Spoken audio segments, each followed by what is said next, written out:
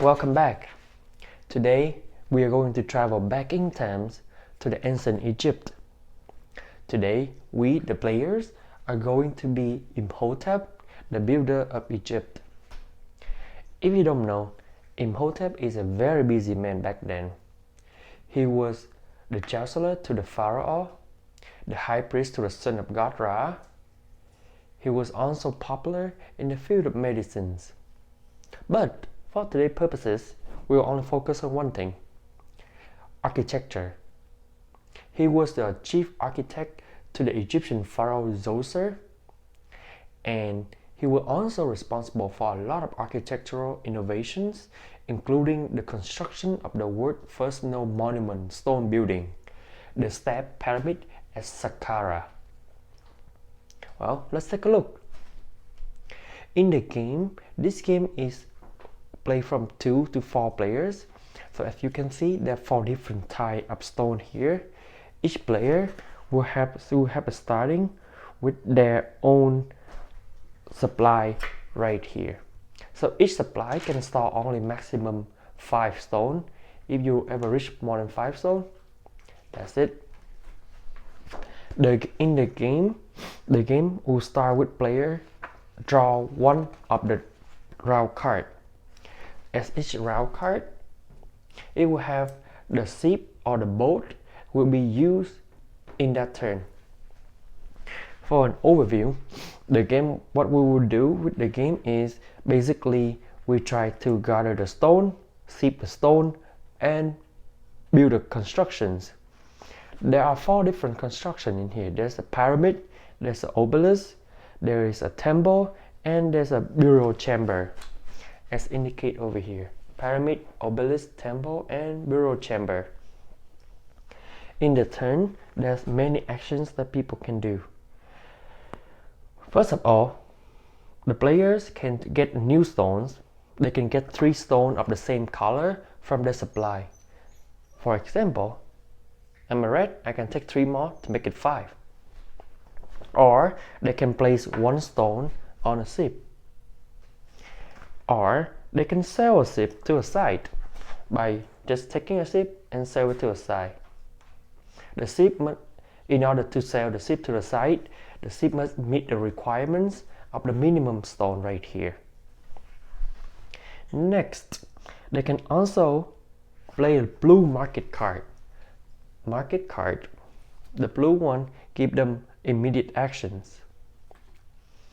Market card is where the players can buy cards to build up the victory points. But our main focus of the game will be at the construction, like I said earlier: the pyramid, the obelisk, the temple, and the burial chamber. That's it about the game. It only has very few little components like the players board, the round cards, the market cards, and different areas for players to go to. This is a very nice worker placement game because these cubes basically they indicate the worker, they represent the workers. One thing I like about this game is, even though it is abstractive, but I would say that it does a purpose of building something like a 3D representation and visualization for the construction. For instance, you see the obelisk, the higher you go, the more victory points you will get. In a pyramid, if you start building around, you can also earn the points for every cube that you build as well. And the temples, it also go with different visualization, and depends on the setup. That's how the player will earn the victory points. Each different building earn point in a different way. For instance, the pyramid will give immediate point, while the temple give the points at the end of every round. The obelisk and the burial chamber the stone will be calculated at the end of the game. So basically, if players want to go for a long run, like a very strategic play, they should focus on obelisk and the burial chamber. While if they need like immediate score, they can start focusing on the pyramid.